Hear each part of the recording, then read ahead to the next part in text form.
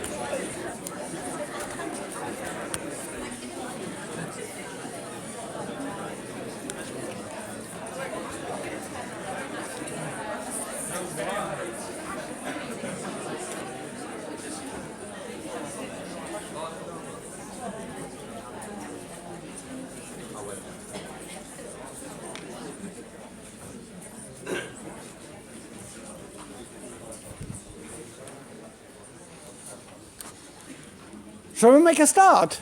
Yeah. Wonderful. Good morning, everybody. How are you? Excited? Tired? Yeah, fantastic. I like that. I really like that. First of all, for those of you who haven't seen me, my name is Peter Klapper, and I thought I'd stick a little bit with the Harry Potter theme because that seems to be fairly popular. Although you probably will understand that I take this hat off because it's a bit of a nuisance. And I worry that I nicked that from my son, by the way.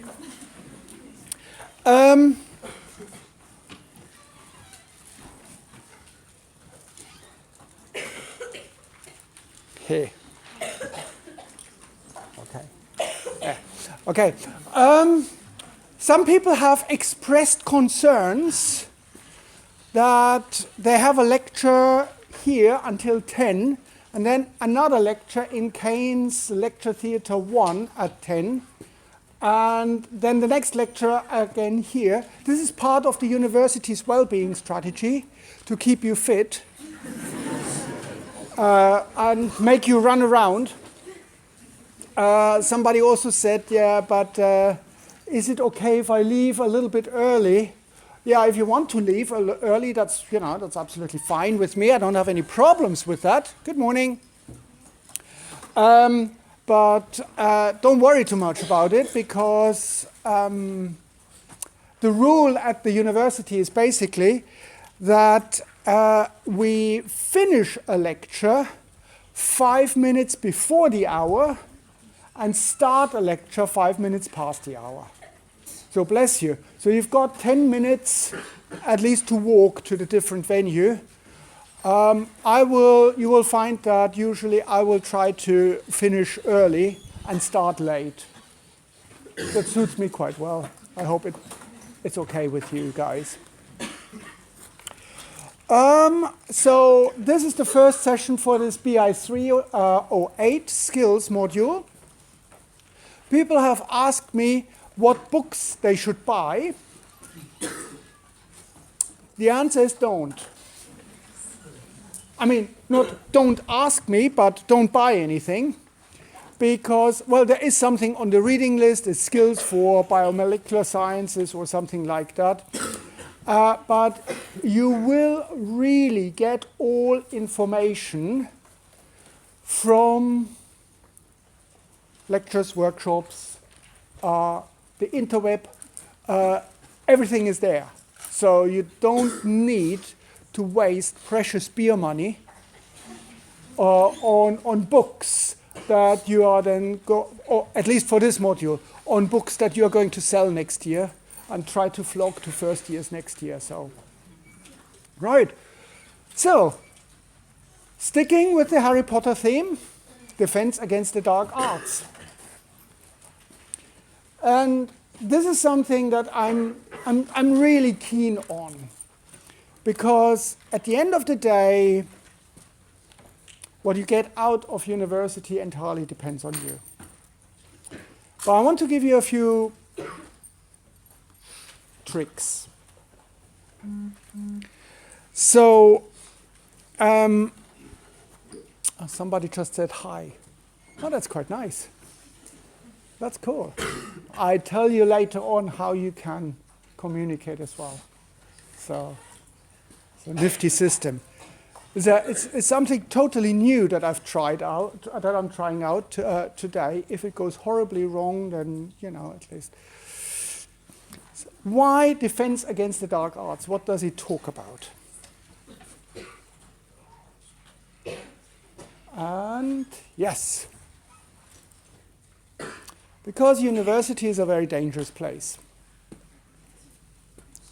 Now, if you are scared, really do be scared, right? Richard Dawkins, one of the, I think, most brilliant minds in biosciences. Have you read anything about or heard about him? He's really good, isn't he? It's not a safe space. It's dangerous because you will be confronted with new ideas. You will be confronted with a totally new environment. You will be confronted with new people who have completely different views. And that is dangerous. That's extremely uncomfortable for a lot of people. Oh my God, somebody does not agree with me on certain things. Somebody is there who does not like olives. What has the world come to? Right? That is what university is about.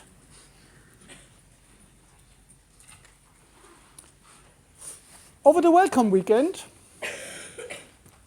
I was walking around, had a chat with a previous first-year student.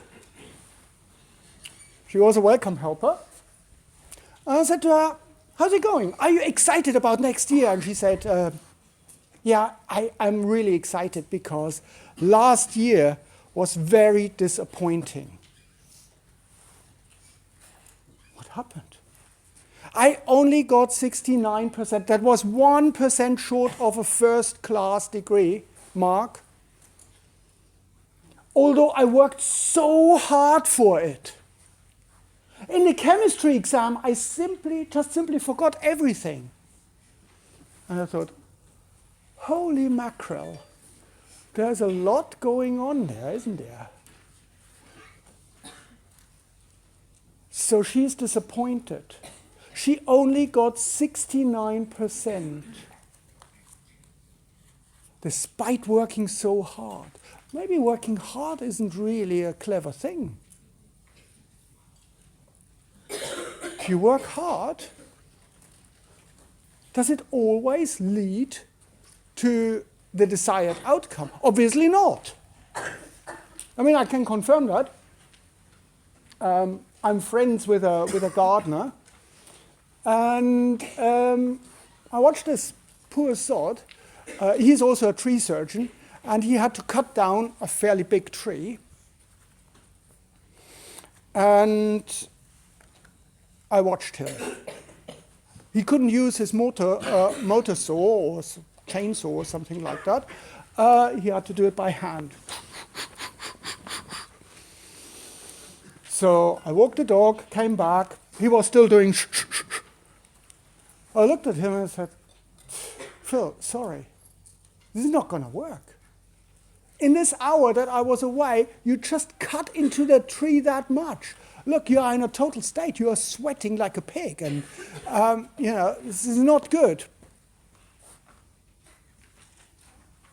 That's all right. It's all right. No. It's not me. I said to him, Phil, your saw is blunt. If you sit on it and go like, it wouldn't do anything, right? And he says, yes, I know it's blunt, but I don't have the time to sharpen it. I have to cut down this tree.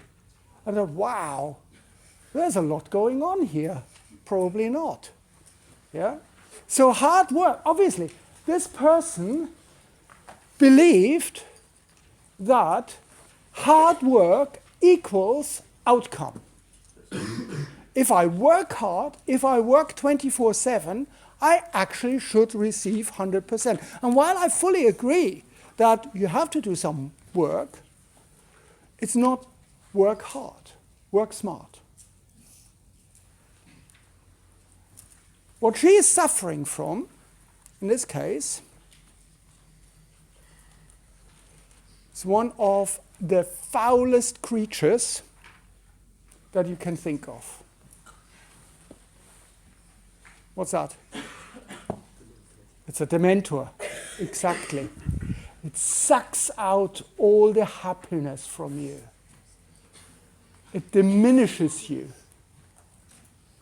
It totally limits you.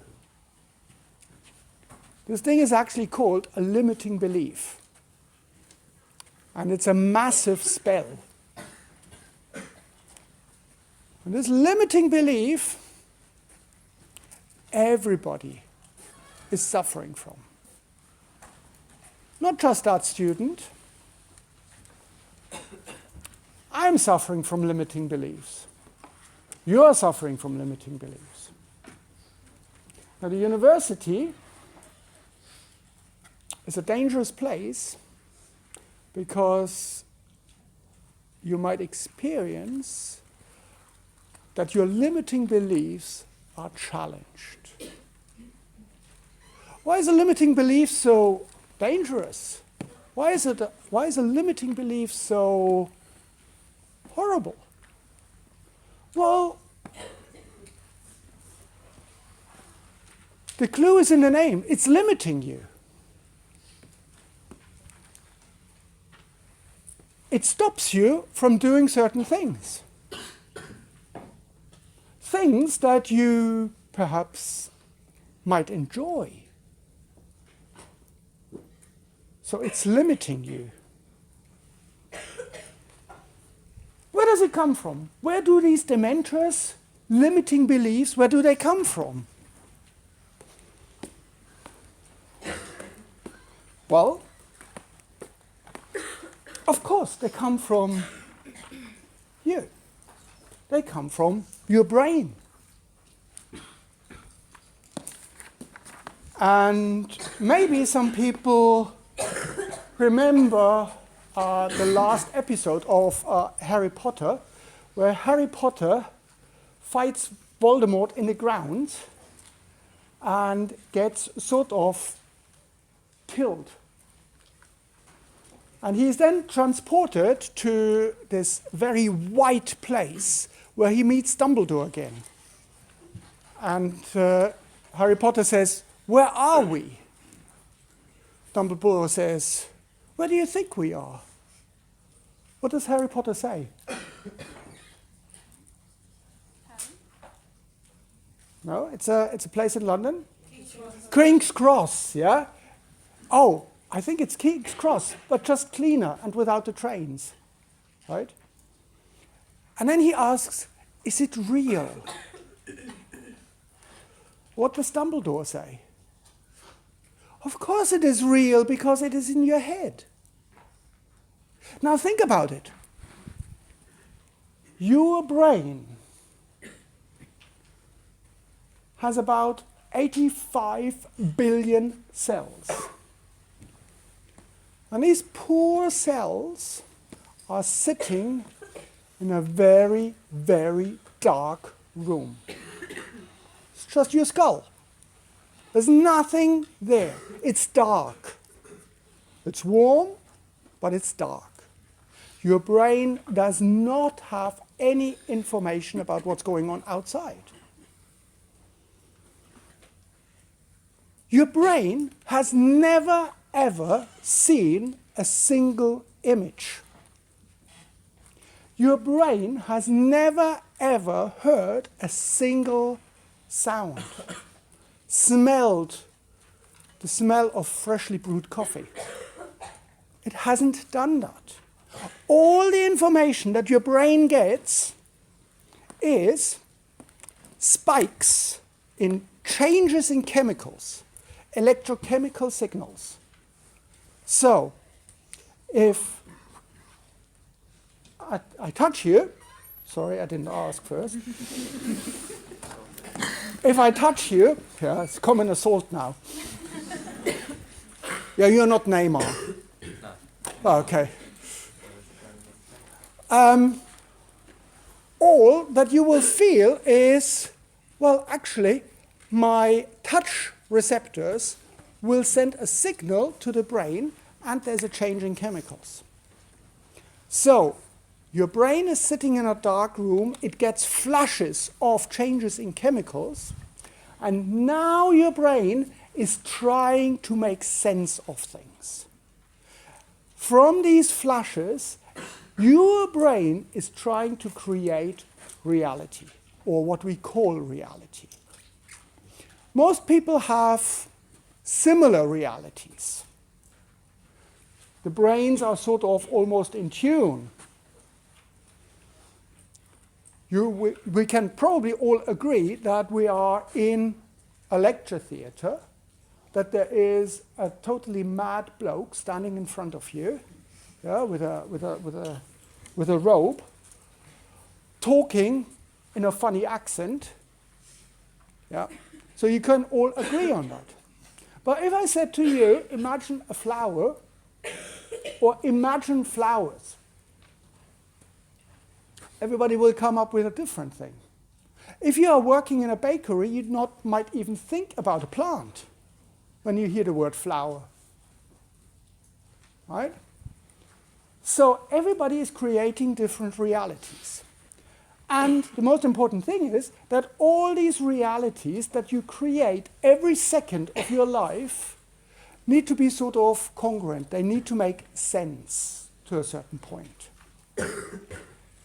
Now, when you start off life as a young child, you are extremely good at creating realities. Your brain is really geared up for doing that. You can create, because it doesn't have a lot of other frameworks. It hasn't created lots of realities so far. So everything that the child learns is something new, something exciting, and it does not conflict with previous learned realities. Actually, it's quite interesting because there has been a debate, I think 2 years ago or a year ago, I can't remember exactly, where the current American president did one of his interesting observations, which most people found in terms of truth a little bit weird. And then his speaker, I can't remember her first name, Huckabee Sanders, she said, well, there are lots of different realities. Well, of course, he has his own reality, yeah? But she's right. Everybody has their own reality. It's not just Trump who has a special reality. Now, this young person is creating realities, is creating learning, and they are incredibly successful in learning because the realities that they create don't clash with anything that they've learned before. It's a slightly different story for these guys because they've learned already more and they've already acquired certain beliefs.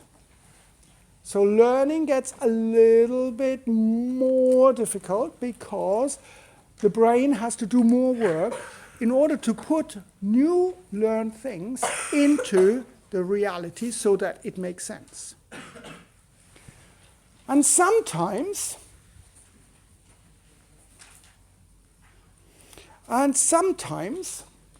your brain is trying to make sense by saying, oh, we generalize things.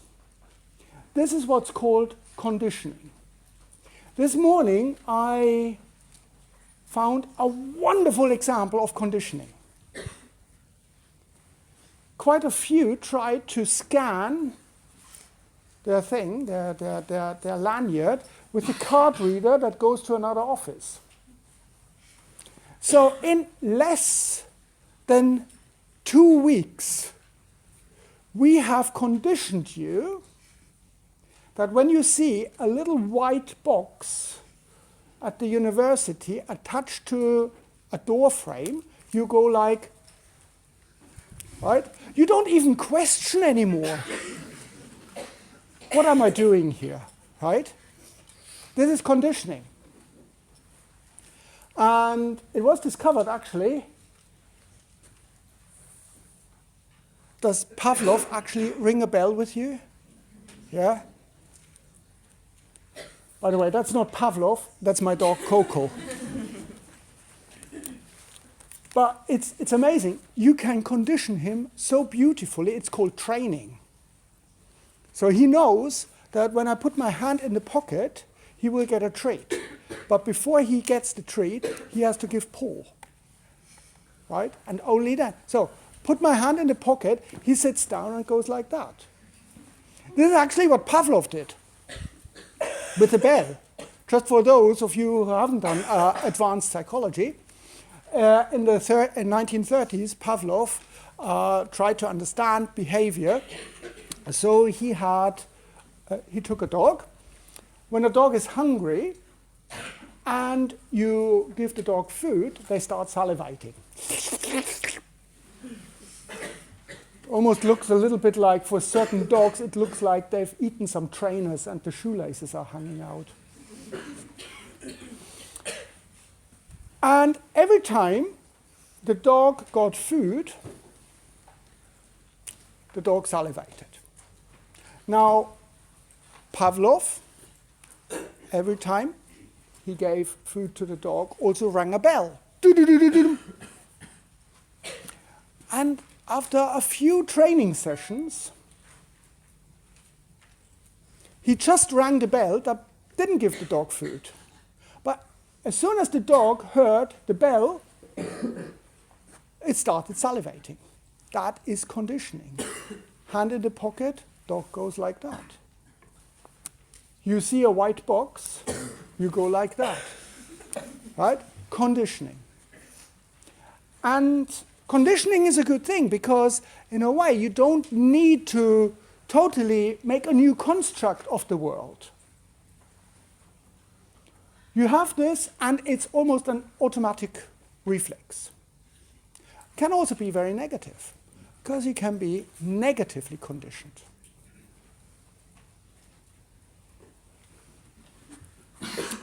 Just to give you an example. Every year, there are students around who say, I haven't done maths since GCSE. I'm absolutely shite at maths. Numbers scare me. Terrifying numbers.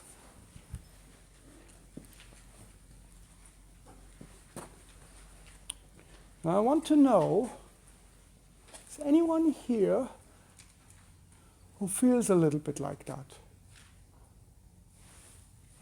You feel scared by numbers?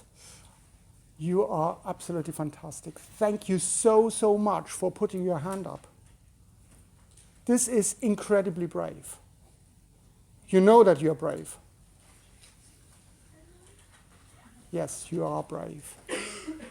This is one of the bravest things, because usually when I say, is somebody scared of maths? Everything goes quiet. And then when I ask them a little bit more, and I'm going to ask you that in a moment, yeah? Are you happy with that?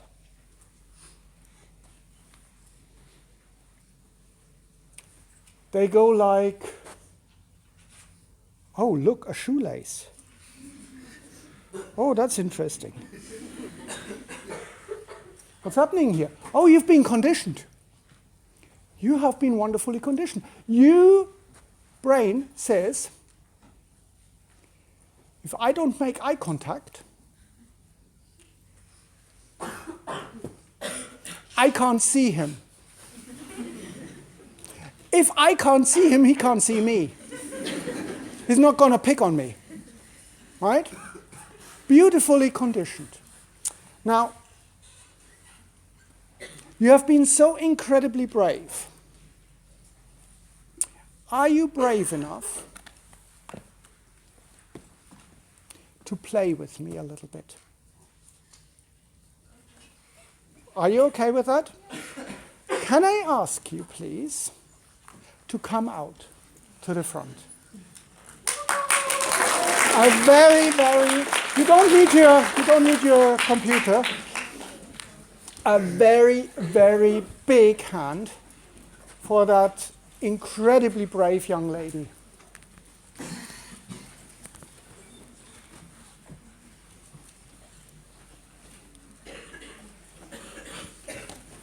Thank you so, so much. What is your name?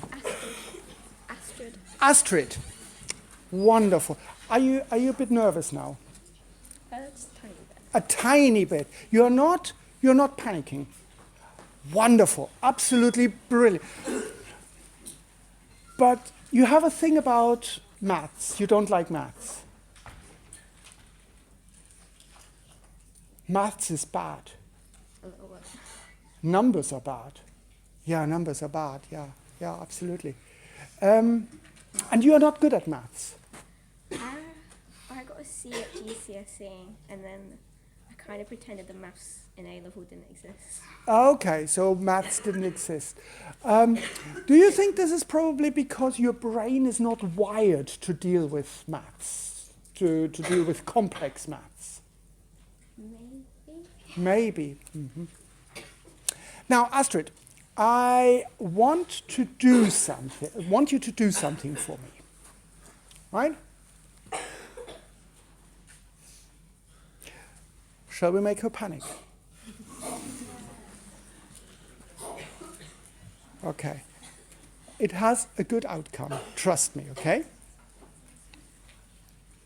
I want you to solve a simple equation for me. You can do that in your head. Yeah? Got it? Simple equation. How do you feel? Nervous? Yeah, a little bit. A little bit. Can't do it? Can you? No, I don't know what that means. Ah. Huh. Can't do that equation. Now, if I was a maths teacher, I would say, there's something wrong with you, right?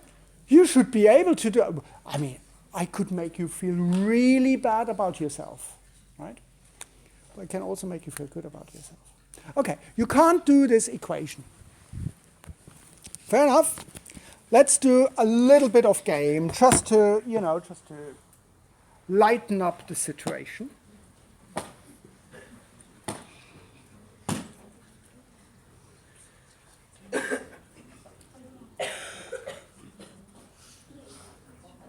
So, what I want you to do, Astrid, is I want you to touch this ball.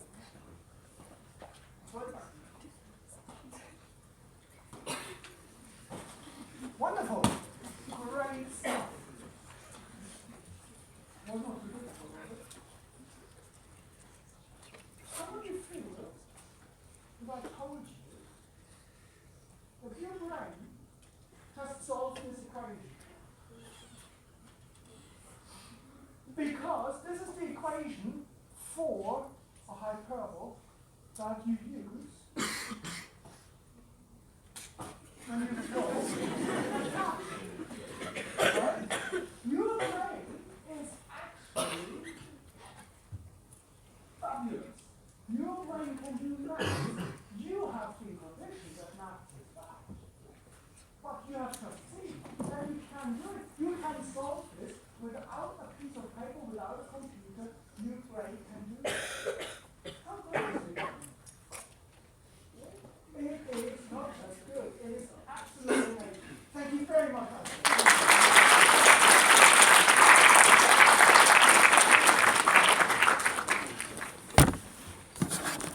Do you see what I mean by conditioned? People tell you that you're not good at something. And it only takes 1 or 2 comments to condition you. I am not good at. Simone, you're not good at what? Physics. Physics. I'm not good at physics. Somebody told you that you're not good at physics, and you found out, right? Yeah. Yeah? Well, actually, I believe you will be absolutely fantastic at physics. If only you could overcome this limiting belief that you're not good. You can learn anything. How amazing does that sound? You can do anything if you just simply challenge this limiting belief. If you allow yourself to make mistakes. Lots of people say failure is a really bad thing. Failure is catastrophic, isn't it? Failure is bad.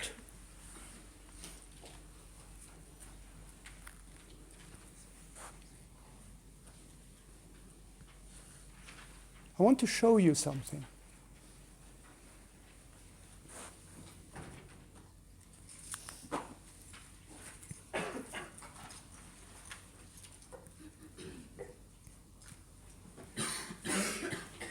What does that say? Fail. Disaster. Catastrophe. If I fail, it is humiliating, isn't it? Humiliating. Your brain says, oh my God, he or she or they failed. What will other people think about them? They are total dweebs.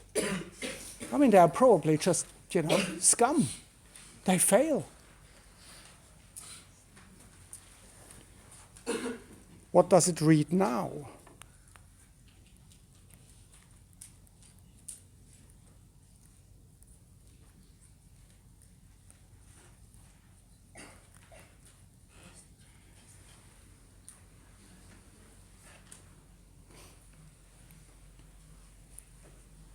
First attempt, it's a little bit blurry, but you can read it. First attempt in learning.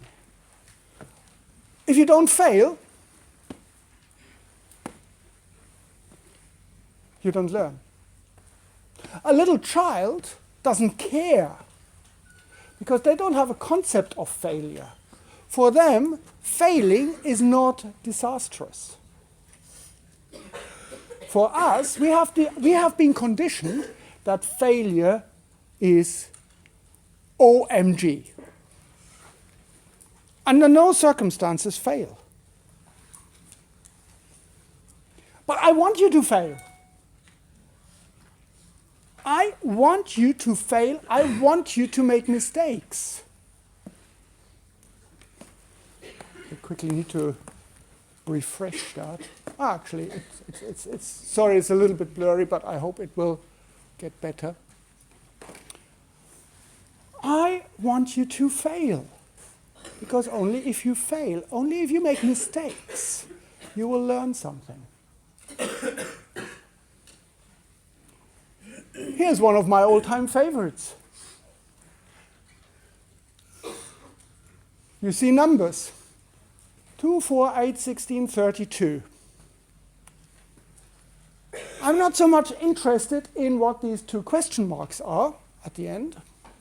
I am interested in you figure out the rule that these numbers follow. What is the rule? Powers? Sorry? Powers. Powers. So you say the rule is powers. Yes. Yeah? You give me what could be the two question marks? 64. 64. You would have said the same. Yeah? 64, the rule is powers. 2 times 2 times 2 times 2 times. Well, your number, 64, is potentially correct, but your rule is not. It's not the rule.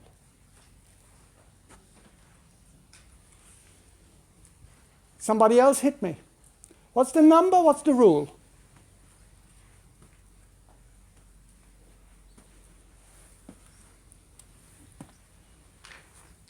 What's the number? What's the rule?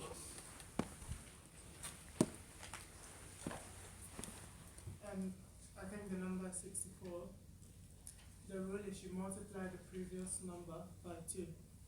That is the other interpretation of what you just said, yes. So 64, yes, potential number.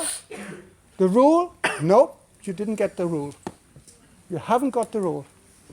Talk to each other for a minute or so. Try to figure out what is the rule. The rule is the important thing.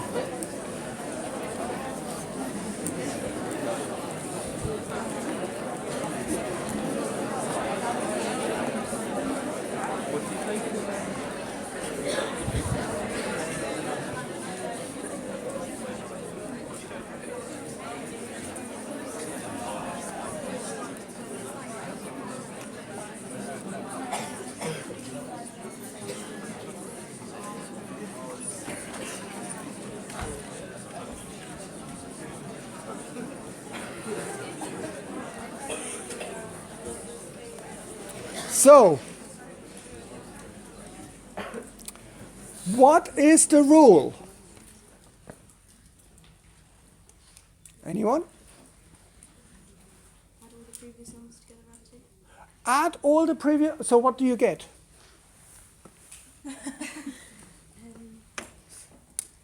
Give me a number, the question marks, because the question marks are sort of the indicator whether you got it right. You can't do that in your head, right?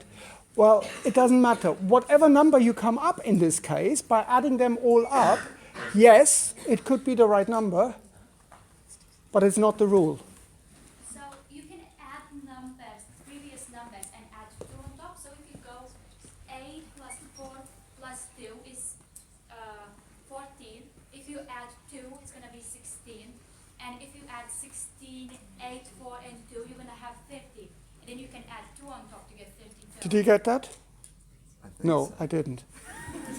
No, Great stuff. Thank you. What's the question mark? So that's the rule. No, what's the question mark? What is the number that you come up with? Oh, next. Well, I can tell you the number that you come up with is potentially right, but it's not the rule.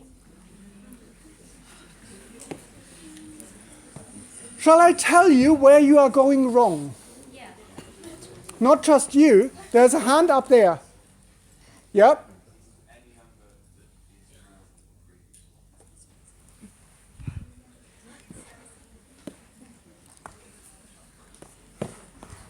Did you hear that? So give me a number. Sorry? 153. Yes, you are absolutely right. 153 could be the right number. And what was your rule?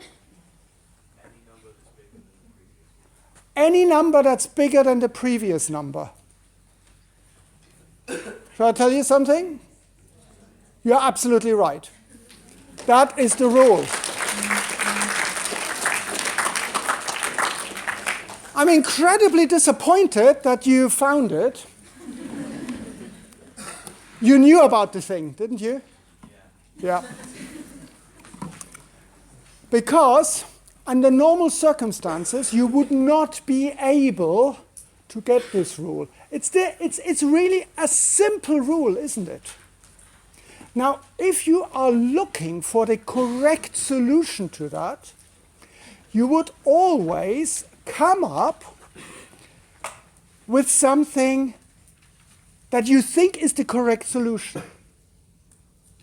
So you would come up with 64, or you would develop an amazing construct, adding, subtracting, doing all sorts of weird and wonderful things. But you would not come to the solution. You would not come to the correct solution with that. Only if by any chance you made a mistake. What if you said, well, the next number is 15. I would have told you, no, it's not 15. And only this information would have triggered in you a thought process. Okay, it can't be 15. Let's try something, let's say 64. Yes, it can be 64. So perhaps it's something in between 15 and 64. So I could try different numbers there. But without this mistake, you would not have come to this conclusion. In other words, only if you make the mistake, you find the solution. I did that last night with my children. And interesting, we get a few things, because I tell you in a minute what's happening here. So only if you mistakes, you will come to the right solution. What does that tell you about mistakes, about failure? They're part of the learning process. You have to make mistakes. I couldn't have said it better. You have to make mistakes to learn. Only if you make mistakes, you learn. But you need to learn from your mistakes as well. Dumb people make the same mistake twice. Smart people think of new mistakes that they can make. Right? But the good thing is that your brain is adapted to store mistakes. Mistakes are actually incredibly powerful. It's difficult to forget mistakes.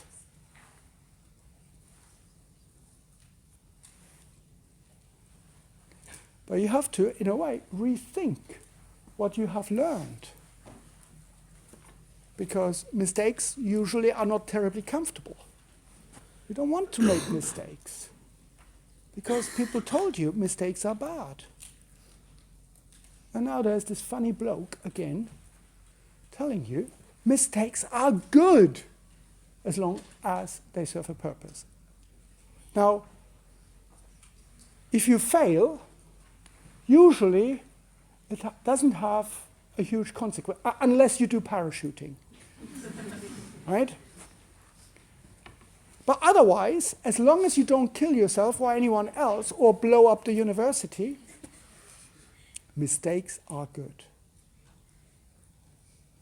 I want you to really get this.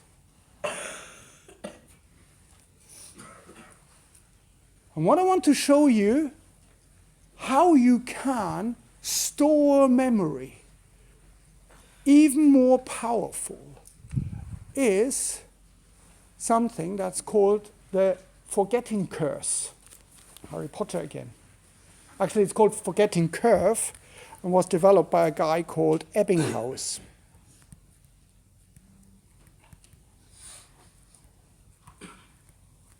I don't know whether this comes out all right. I need to figure out why it's so blurry. I think it's probably something. Let me just quickly check.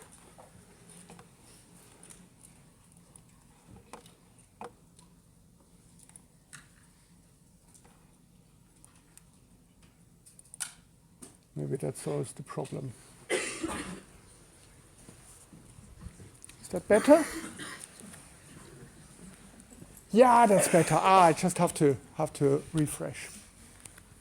What it basically says is you get lots of information constantly.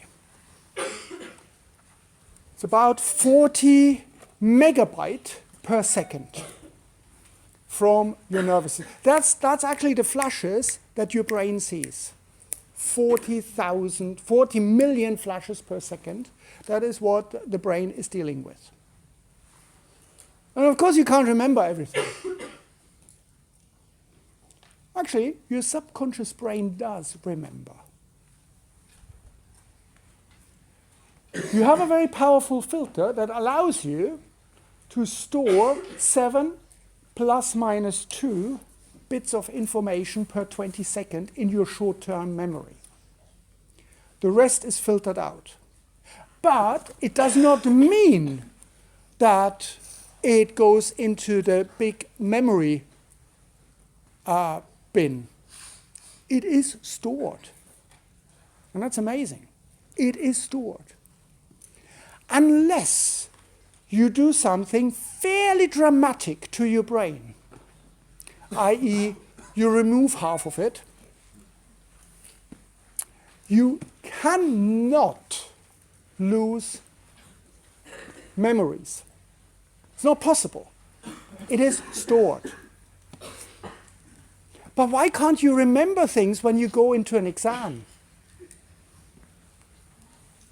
What happens there? You have the memory, but you don't have access to it. Sorry? You are stressed, or because your access roads to this memory have not been developed very well. It's a little bit like you have a farmhouse somewhere in the middle of nowhere, and the access road is just a dirt track. Right? So if you don't use this access road, it soon will be overgrown. You lose the access. The farmhouse is still there, but you lose the access to it.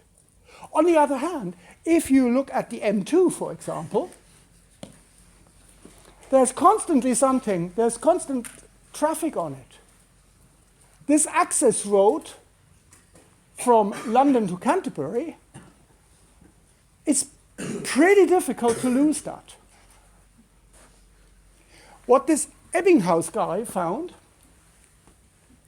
was actually we cannot forget things, but we lose the access unless we use special techniques to strengthen this access. And what he found was that, and that's the red line, that at the beginning you learn something, but you forget. Forget in lose access very quickly. No. I'm glad. So it goes down. That is the access. It's not forgetting. It's the access to it. Sorry, I didn't want to disturb you, but you know when you said about dramatic past events, that your brain basically forgets, but your brain also can change memories, right? Oh, your brain can change memories. Absolutely. Changes the way you saw what you saw. Absolutely. It can put memories into different concepts, into different perspective. So you can even have false memories. Which basically change your sense of reality. Absolutely, it can change. If you take drugs, LSD, mind-altering drugs, all that stuff, all the really good things. I'm not advocating drugs, by no means, don't get me wrong. But if you take drugs, you change how access is formed. You change perception. Again, an incredibly fascinating thing. But how do you restore access? How do you make the access stronger? Well, Ebbinghausen found that when your access starts to decline, renew this access, strengthen this access. So, if you do an exercise, if you do a repetition, let's say after 1 day, your access is rebuilt.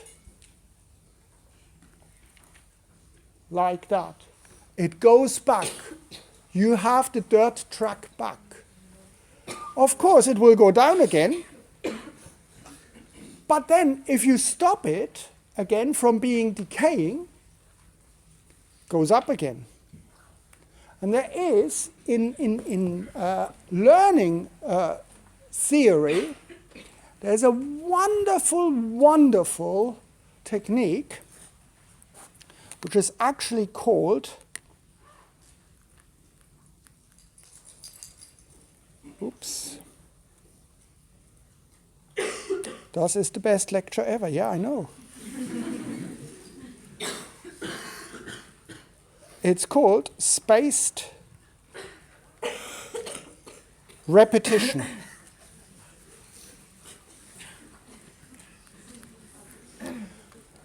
Spaced repetition. Now, on the group chat, I put a video last night about spaced repetition and how you can achieve it. I will also email you with a link to that. If you want, if you haven't joined the group chat so far, here's the QR code. Sign up for the group chat because there is a lot going on, and I will try to post interesting stuff on this group chat and communicate with you. Now, how did I do all this? Well, actually, this lecture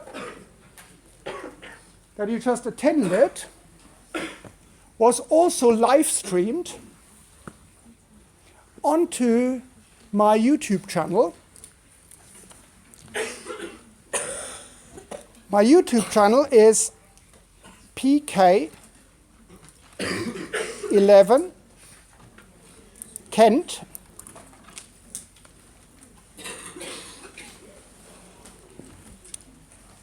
So PK11 Kent.